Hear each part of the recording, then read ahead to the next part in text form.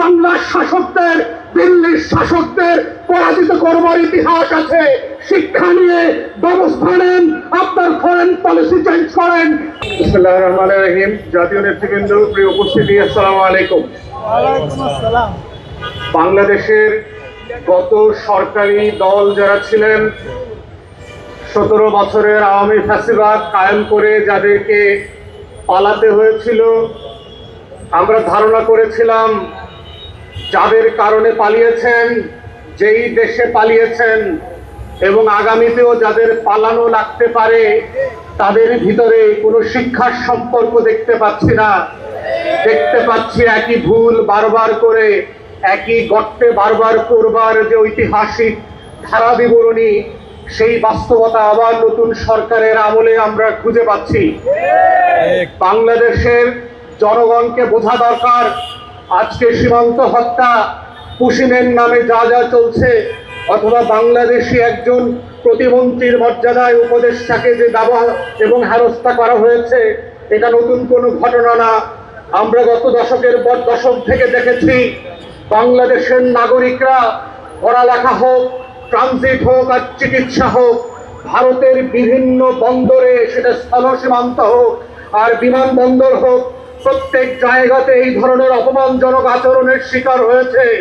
শুধুমাত্র এবার জানতে পেরেছেন কারণ বাংলাদেশের পতাকাবাহী একজন ব্যক্তিকে এই অসম্মান করে ফেরত পাঠানো হয়েছে বলে। আমরা বাংলাদেশের বর্তমান সরকার এবং ভারতবর্ষ যারা শাসন করছেন, আপনাদেরকে স্মরণ করিয়ে দিতে চাই, আপনাদের দালাল দাস আওয়ামী ফ্যাসিবাদ বাংলাদেশে ফিরবে না। বাংলাদেশ বদলে গেছে, এই দেশের মানুষ ভেঙে ফেলেছে, সেই দাসত্ব আর ফিরবে না।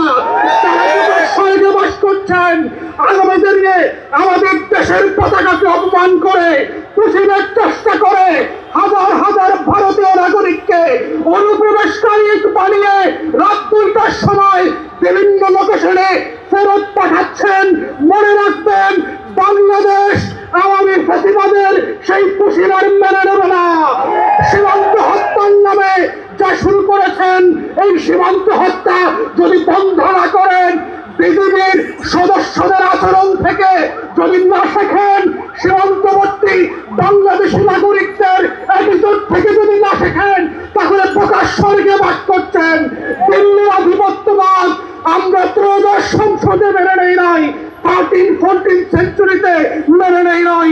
বাংলার শাসকদের, দিল্লির শাসকদের পরাজিত করবার ইতিহাস আছে।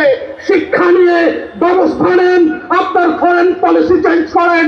আমরা firmly respectful to your territorial integrity. আমাদেরকে বাধ্য করবেন না দ্বিপাক্ষিক প্রতিবেশী সুলভ সেই সম্পর্ক থেকে একটা হস্টাইল রিলেশনশিপে আসতে, এবং এর পুরো দায় ভারতবর্ষের এবং দিল্লির সরকারের। বাংলাদেশ সরকারকে বলবো, চোখে চোখ রেখে কথা বলেন। বাংলাদেশ এক নতুন সীমান্ত প্রহরী জাতি আকারে আবির্ভূত হয়েছে। নত জনপররাষ্ট্র নীতির কোনো প্রয়োজন আর পড়বে না। আসেন, আপনারা যতদিন সাহসীভাবে ভূমিকা রাখবেন, বাংলাদেশের প্রত্যেকটা নাগরিক 11 দল হোক আর 11 দলের বাইরে হোক, আমরা আপনাদের পাশে থাকবো লাল সবুজের পতাকাকে পাহারা দেওয়ার জন্য। সেই আহ্বান রেখে আমার বক্তব্য এখানে শেষ করছি। আসসালামু আলাইকুম।